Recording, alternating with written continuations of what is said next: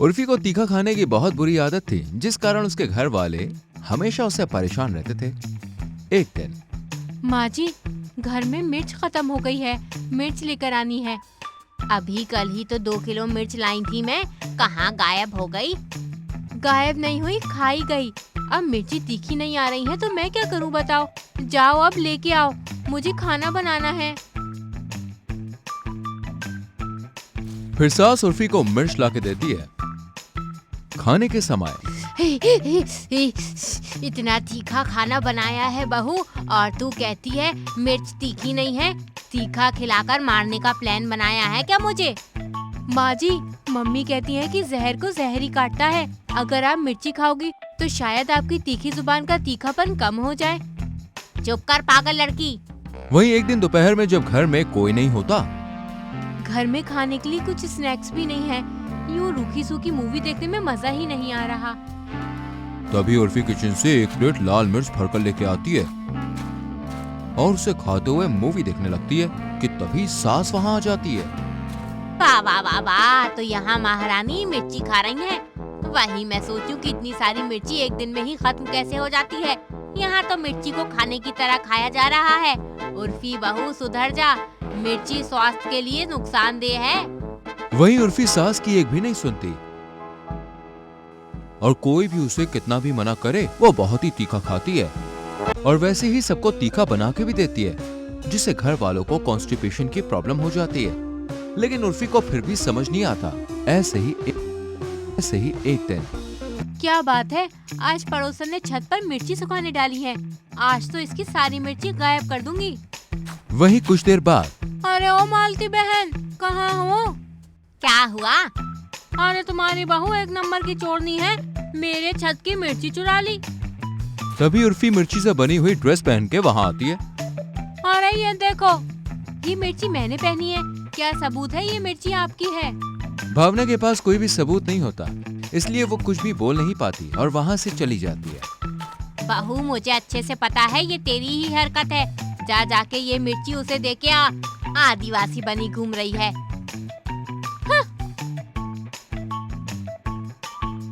ऐसे ही एक दिन घर के सभी लोग पिज्जा पार्टी कर रहे होते हैं। उर्फी ये सब साफ कर दो और ये चिली फ्लेक्स किचन में रख दो, बाद में काम आ जाएगा। सत्यानाश हो, किसके हाथ में दे दिया तूने? अब जाने क्या होगा। तभी उर्फी चिली फ्लेक्स को पूरे बदन पर चिपका के आती है। मिर्ची मिर्ची मिर्ची, नजरें तिरछी, शक्ल फिरनी, हरकतें फिल्मी, हबी डू यू फील मी? तेरी वाइफ ही तो हार्ड है, हर गली में स्टार है, पूरा बवाल है, शक्ल पे स्कार है, दिल में सिर्फ प्यार है। कॉल कॉल कॉल कॉल मी उर्फी, मिर्ची मिर्ची मिर्ची। बेटा इसे कमरे में लेके जा, वरना यहीं पे ये शुरू हो जाएगी। तभी पति उसे उठाकर कमरे में ले जाता है। वहीं शाम को दोनों पति पत्नी बाहर घूमने जाते हैं। मुझे घुमाने बाहर लाए हो, कुछ खिला तो दो। अच्छा ठीक है, मंचूरियन और शेजवान चटनी पार्सल ले लेते हैं। रोड साइड खाना अच्छा नहीं लगता है। ठीक है, शेजवान ज्यादा लेना। जिसके बाद वो पार्सल खाना लेके घर आ जाता है। तो शेजवान से उर्फी कपड़े बनाकर पहन लेती है।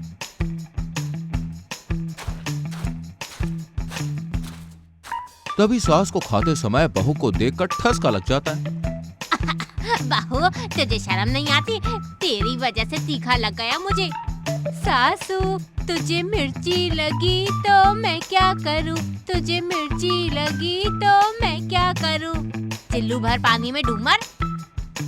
तभी अचानक से उर्फी भागने लगती है और उर्फी की आंख खुलती है तो वो देखती है कि सास उस पे पानी डाल रही है। ओह शिट, ये तो सपना था। माँ जी ये क्या हरकत है? उठ जा, कब से सोई हुई है, और भी काम है, बस सोना ही है क्या तुझे? फिर उर्फी उठकर काम में लग जाती है और उसे अपने सपने को लेके बहुत उत्साह होता है। आज मैंने जो भी सपना देखा उसे देखकर तो मजा ही आ गया। मैं ये सपना जरूर पूरा करूंगी।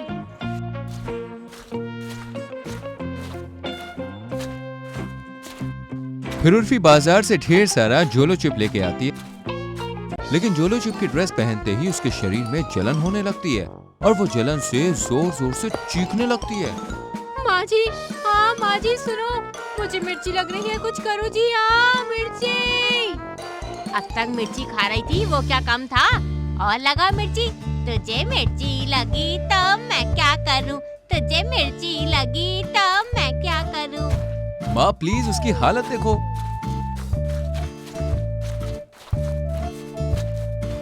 फिर सास रोटी पर ढेर सारा ठंडा पानी डालती है, जिसके बाद उसे घी का कटोरा देती है। इसे पूरे शरीर पर लगा ले, आराम मिलेगा। वहीं कुछ ही देर बाद घी लगाने से उर्फी को राहत महसूस होती है और वो सभी से अपनी गलती की माफी मांगती है और अपनी मिर्ची वाली आदत में सुधार ले आती है। अब तक आपने देखा कि कैसे आलोक बहुत मेहनत करके अपने परिवार और सोसाइटी के अगेंस्ट जाके ज्योति को पढ़ाता है और ज्योति खूब मेहनत करके एसडीएम बन जाती है। लेकिन धीरे धीरे ज्योति का बर्ताव आलोक की तरफ बदलने लगता है। वो रात रात भर घर नहीं आती, सारा दिन फोन पर लगी रहती है और अपने सीनियर के साथ बहुत ही ज्यादा घुल मिल जाती है। ऐसे ही एक दिन जब मनीष और ज्योति एक कमरे में जाते हैं तो आलोक उनका पीछा करते हुए इस कमरे में आता है और दरवाजा खोलकर अंदर घुस जाता है। अंदर का माहौल देखकर वो बिल्कुल हक्का बक्का रह जाता है। आलोक तुम यहाँ?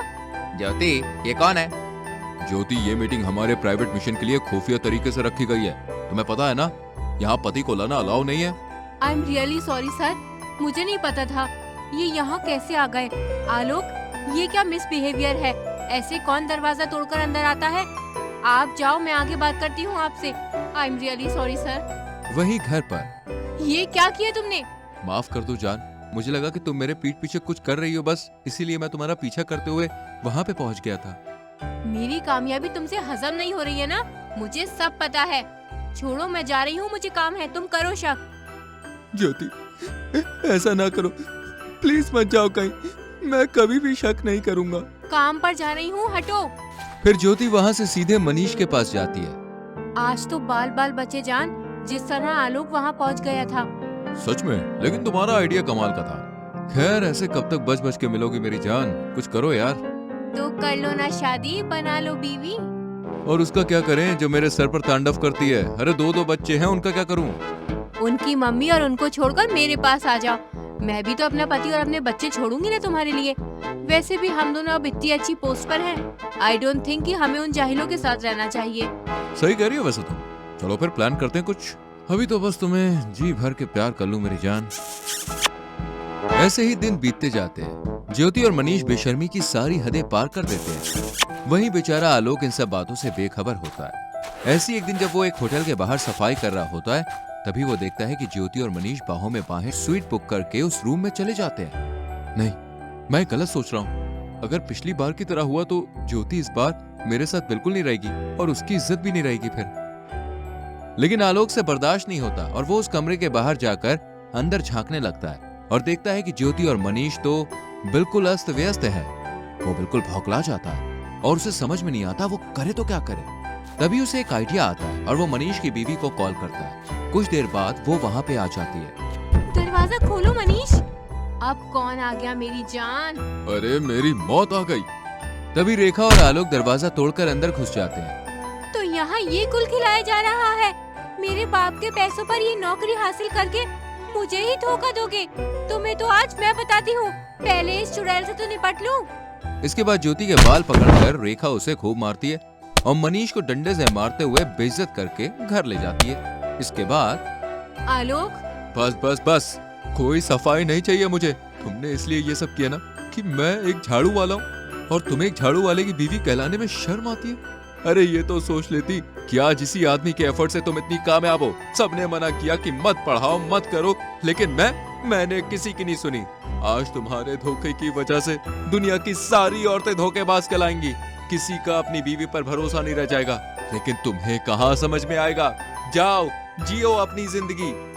इसके बाद आलोक ज्योति को हमेशा के लिए छोड़कर वहां से चला जाता है और यूपीएससी की पढ़ाई करने का निश्चय करता है और मन लगा के पढ़ाई करता है और कुछ ही सालों में आईएएस बनकर घर लौटता है। सोचने वाली बात है दोस्तों, प्यार और नफरत दोनों ही इंसान को बदल कर रख देती है। वैसे आपकी क्या राय है? कमेंट में जरूर लिखना।